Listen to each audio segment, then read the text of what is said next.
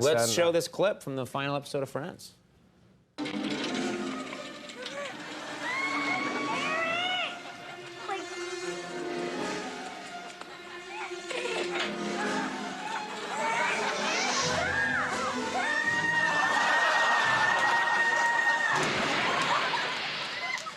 Ho, ho, ho, ho. Delightfully devilish, Seymour.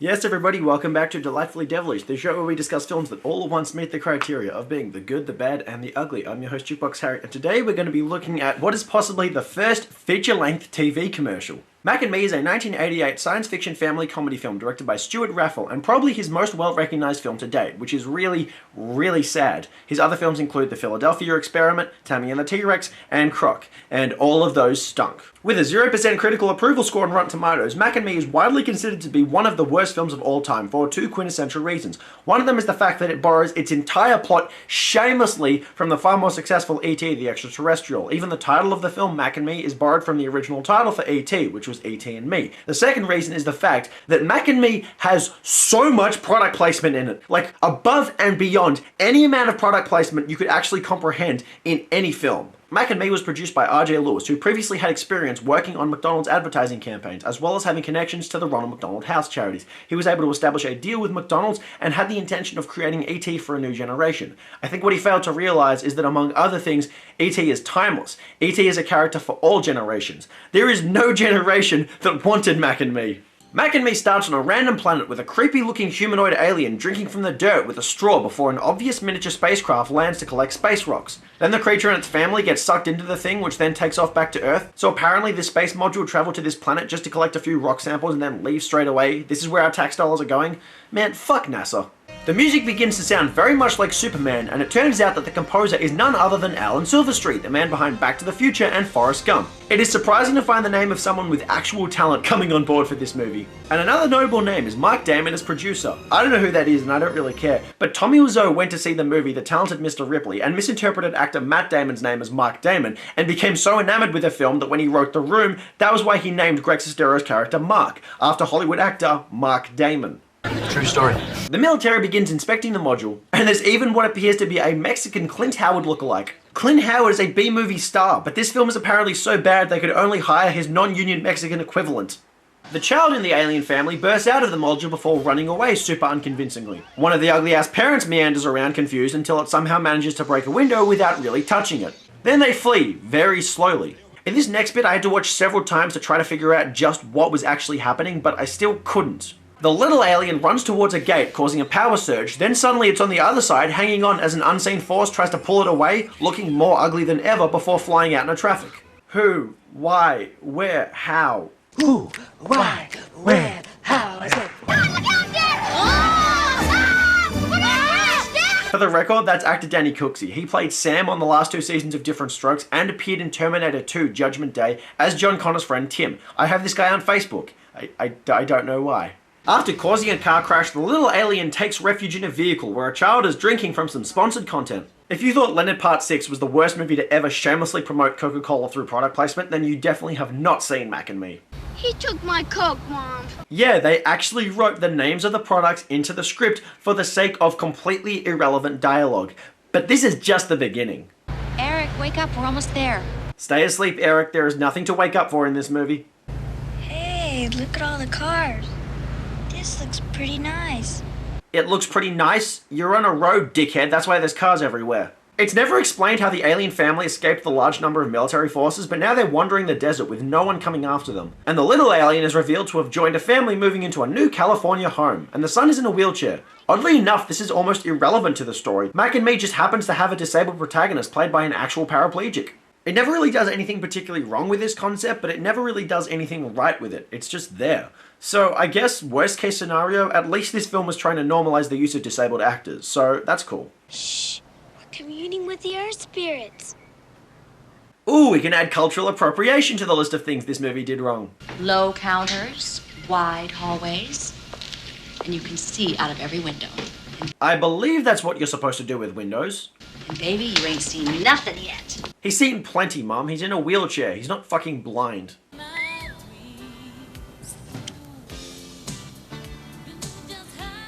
Is Mac and Me trying to make a reference to They Live? Skittles also get a fair share of notorious product placement in this film. I won't condemn that because I fucking love Skittles, and as a vegan they are one of few candies that I can actually eat.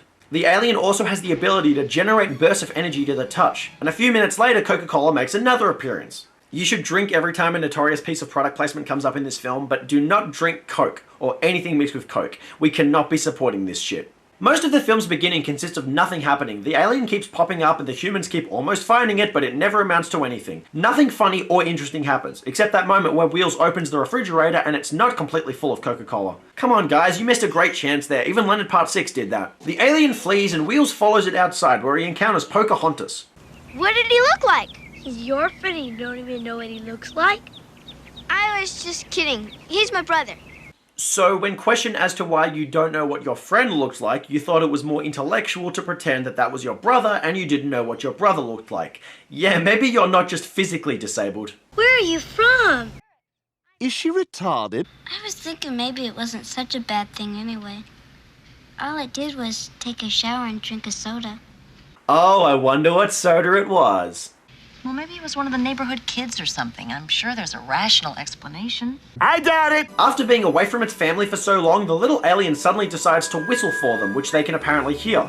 So I don't know why it didn't do that ages ago. Jesus Christ, the kid's an idiot. This doesn't actually do anything. Well, that was pointless. They hear the whistle, they react, and then they just keep going about their day. These aren't smart creatures.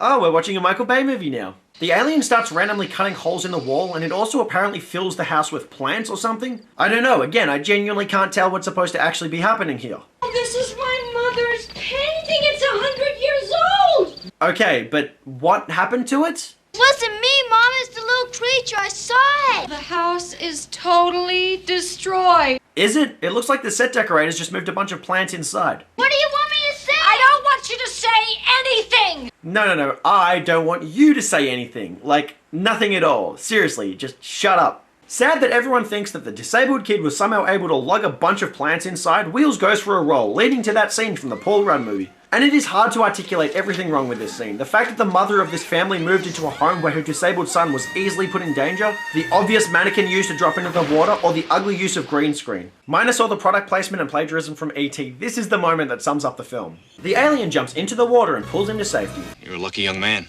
You're lucky because you get to be one of the few disabled children to take on the leading role in a mainstream film. You're unlucky because it was this movie. Could you leave us alone for a minute? I wanted to make a pedophile joke here, but I thought it would be too on the nose, and yet then the doctor said this line. I'm going to give you this mild sedative. Bill Cosby! Mom wants to go, Deb. Okay, I'll see you later. Give me a call. Why are you saying call like that? Are you implying something, or are you just a terrible actor? Hey, why don't you invite Eric to Brittany's birthday tomorrow? You want to come? Sure. And who is Brittany, and just where is his birthday being held? Okay, I'll see you then. Bye. Glad you're okay. Bye. You're just gonna leave that kid without essential information? Then in comes the brother, and look what he has in his hand. Play video. It's McDonald's, huh? Yeah. Why don't you stop by for a Big Mac? Some films like to be subtle with product placement. I don't think I've ever seen it done louder than right then and there in any movie ever. Subtle. Hello! Even Sears joins the cast of corporations being shamelessly advertised in this film. You know what I feel like? A Big Mac? That's funny, you don't look like a Big Mac.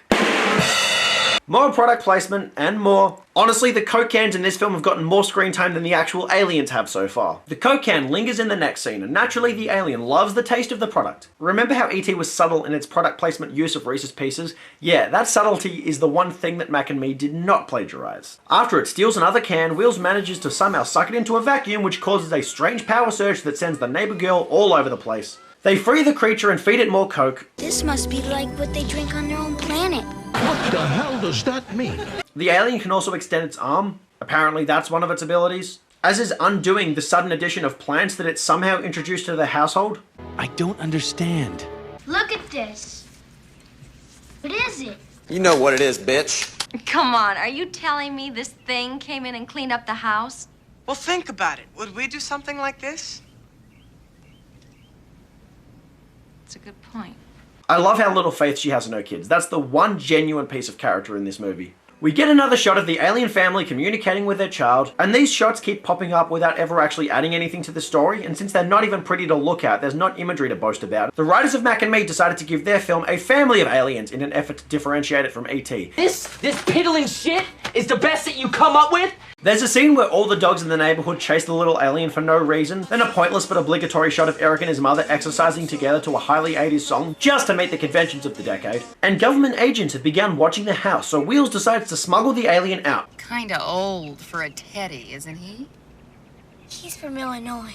Wow, a lot of shade is being thrown at Illinois in this film. I mean, I know Chicago is where a fuck ton of gun violence happens, but still. The film goes in the direction of Breakin' 2 Electric Boogaloo as we get a bunch of random characters inanely dancing outside of all places a McDonald's. And Jennifer Aniston herself is seated on the corner as an extra in this film. If you thought that Leprechaun was her worst movie, you have not seen Mac and Me. Or you have and you didn't notice her because she's just in the background doing nothing, which is probably for the best because she would not want to be recognized for being in this movie. Oh yeah, and at this McDonald's, Ronald McDonald is literally a character. Jesus Christ, I can suspend disbelief enough to accept that there are aliens in the universe of this film, but I draw the line at McDonald's mascots coming to life. Is that not the slightest bit suspicious, or is the American education system just a lot worse than I thought? Oh yeah, the alien's name is Mac. I mean, that was kind of implied by the title, but I kept waiting for a moment where they justified calling him that, but it never jumped out at me. It probably popped up somewhere in the script, but I really don't give enough of a fuck to go back and find it. Apparently it's because it translates as mysterious alien creature, when in reality I think it means McDonald's ain't credible. Everyone breaks out into dance again, which is very 80s, but is kind of insulting when you consider that the protagonist is in a wheelchair, physically incapable of doing any of the electric boogaloo moves that everyone else is. So this scene is insulting, tacky, and completely irrelevant all in one. And of course, nobody is suspicious when the teddy bear joins in. The dancing continues out in the street where government figures rock up and chase Mac and Wheels away, thus recreating the bicycle chase scene from E.T., but with a kid in a wheelchair. I cannot help but wonder if this scene is the entire reason that they made the protagonist someone who's in a wheelchair, so that they could not only copy the chase scene from E.T., but also so that they could try to appeal to the SJW and disability crowd. This movie grossed $6.4 million at box office domestically. It did not succeed in its ambitions. As anticipated, the chase is lifeless and repetitive, and predictably they roll into Sears, where Max seals them in with his electric powers. I've seen this raw strength only once before. It didn't scare me enough then. It does now. The two get away when Will's brother collects them in a van. Something's happened to his family. He keeps on pointing in the same direction. Maybe you should take him in that direction then, dickhead. What if he's dangerous? What if he's got a disease or something? He doesn't have any diseases. And how would you know? Don't you like him? Of course I do. Why? He's an ugly as fuck troublemaker. It's not product placement, I just like it. How about a spaceship? Great! Yeah, I knew we have a close encounter of the third kind. Don't do that. Do not reference a Steven Spielberg alien film. That is the entire basis of your narrative. They drive him off into a desert field with a bunch of horses because apparently this is a Western movie now. They arrive at a mineshaft and find the alien's family low on energy for some reason. So of course they feed them more product placement. Fucking hell, there are more Coke cans in this film than there are actual attempts at humor. They honestly wrote a feature-length commercial and called it a movie. It's just whack. She must be Mac's sister. What are you basing the gender of these aliens on? For all we know, they have a completely different concept of gender. We get a few shots where the ugly unconvincingness of the aliens is even more abundantly obvious than ever. They drive off, the kids interact with the aliens, one of them breaks the window and steals a soda can from another girl. Jesus Christ, these characters are about as destructive as they are fuck ugly. I don't know why the humans think they're worth protecting. The aliens walk into a store and go right for the Coke cans. Don't hurt them, they're not dangerous. They won't hurt you! They have destroyed a lot of property, led a wheelchair-bound kid to almost drowning, and caused several car crashes. They most definitely are dangerous. Shoot on sight. Tell him to back off! No! Wow, a gun! Give me the gun. Get out of here! Move away from them! Step away from them! They're not gonna hurt you! Move it! Now! They were posing a threat before, now they have a gun. Seriously, I want someone to shoot that kid just for how wrong he is. You don't understand, they're not gonna hurt anyone! They understand perfectly. These aliens are a threat. You don't understand a goddamn thing. They're not gonna hurt anyone! Say something else. Clear this building now! I can stop him! You couldn't even stop your wheels from rolling, kid. You almost drowned. I started blasting. And Wheels apparently dies, despite no physical signs of injury whatsoever. Ah, that's a shame. In the Japanese VHS release of this film, you can actually see him getting shot. I don't know whether that's better or worse. The aliens walk through the fire and summon him back to life. I mean, I know they lifted this straight out of E.T., but it should have been the Coca-Cola that saved him. Mac and me can't decide which of its two main elements it really wants to focus on. They resurrect the kid, and it occurs to me that if they can bring him back from the dead, why can't they make him walk again? I'm not at all saying that this kid is broken and needs fixing, but I feel like if a child in a wheelchair was given the opportunity to be able to walk again purely through a magical cure, he would probably take it. But apparently that's where these aliens draw the line. The aliens get granted citizenship by an African-American judge, which is highly insensitive when you think about it. African-Americans had to suffer and fight long and hard just to be granted any degree of civil rights in American history. And in a cruel irony, Mac and Me has an African-American granting aliens the civil rights that they had to genuinely struggle for. That is so wrong, and the fact that this film can't see what's wrong with that is just fucking ridiculous. They drive off in a pink Cadillac, and a poorly rendered bubblegum image gives us promises of a sequel which were ultimately never fulfilled. So that was a fucking lie. Apparently audiences hated this movie so much in its original release that when it said we'll be back, they started booing. That single factoid is funnier than any of the jokes in this movie. The end. Anyway, is Mac and Me a bad film? Yeah! I personally didn't hate Mac and Me with enough passion to call it one of the worst films that I've ever seen, but I can definitely see why everyone else would say that. When you get past the shamelessly plagiarized narrative and excess of product placement, the entire film is remarkably empty. Mac and Me spends so much time writing excessive commercialism into the script that it neglects any actual character development, story, or humor. It has none of these. It actually just plonks characters on the screen and then gets them to recreate scenes from Steven Spielberg's E.T. the Extraterrestrial. There is a reason that E.T. is considered one of the best films of all time. It has a touching story about loneliness, friendship, family, and adventure. It has a wholesome sense of wonder, some phenomenal special effects, and a solid sense of humor. Mac and Me has none of those things. It copies the basic story of its counterpart, but none of the things that actually made it work, turning it into a low-rent and half-baked imitation of a masterpiece. It's so low-rent that the alien species is ugly as fuck, far from the groundbreaking and lovable creature from Steven Spielberg's tale. Yet Mac and Me cost $13 million, while E.T. only cost $10.5 million. Imagine spending more money than Steven Spielberg on what is essentially a remake of one of his films, and then have it come out looking cheaper and so fucking bad. Just, that says everything about Stuart Raffel as a film director. And while both films are tales of lonely young boys making friends with aliens, E.T. actually developed its protagonist and gave us time to spend with him as well as reasons to care about him. Mac and Me just cast someone in a wheelchair and said, yeah, that should get enough sympathy. The actor himself, Jade Caligari, is often cited as the highlight of the film, but I can't agree to that. His performance isn't good, but it's not his fault. Nobody working with that script or this direction could honestly give a solid performance, and Jade Caligari is not an actor. He quit acting shortly after this film to grow up and become an artist and a photographer with his own studio. I will say that he's a naturally likable child and isn't annoying like all the other characters, but he doesn't have the chops to raise the quality of the film. If he's considered to be one of the best parts of the film, it's just because everything else in the film is so fucking bad that his mediocre effort doesn't seem that bad by comparison. The musical score is the one objectively good thing I would recommend in this film. Alan Silvestri never comes up short. He is a two-time Academy Award nominee who works way more on this film than it actually deserves. Unfortunately, that's the only good thing I can say about this film. Everything else in the film is so lame that it barely even qualifies as so bad that it's good. Mac and Me is so goddamn boring most of the time because its scenes serve almost no other purpose than shamelessly promoting unhealthy food products, and 99 minutes of that seems way longer than it actually is. I don't understand how during the writing process nobody stopped and said, hang on, are we laying it on a little bit thick? Are we doing too much?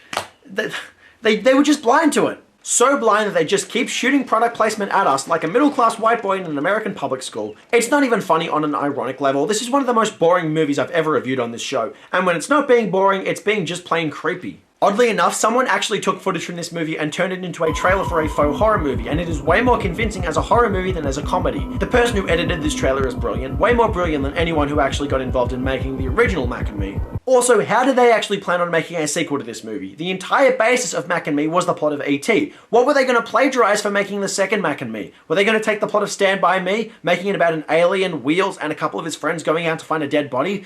No, that wouldn't be appropriate. It wouldn't be appropriate to make something based on Stand By Me and then cast someone in a wheelchair in the leading role. As a final note, Mac and Me was nominated for 4 Golden Raspberry Awards, including Worst Picture and Worst Screenplay. It won Worst Director for Stuart Raffel and Worst New Star for, get this, Ronald McDonald. That actually marks the one time in history that a fictional character has won a Golden Raspberry Award. Mac and Me gets 1 runaway wheelchair out of 10. Yes, it shamelessly copies E.T. and has a ridiculous amount of product placement, but it does it all with no real purpose or sense of humor, so it commits the biggest sin of being just plain fucking boring. And that does it for today's episode of Delightfully Devilish, you guys. If you want to see more episodes of this show, please hit that subscribe button. If there are any movies you want to see me discuss on the show, please leave them in the comment section below. Otherwise, until next time, I've been your host, Jukebox Harry. Peace.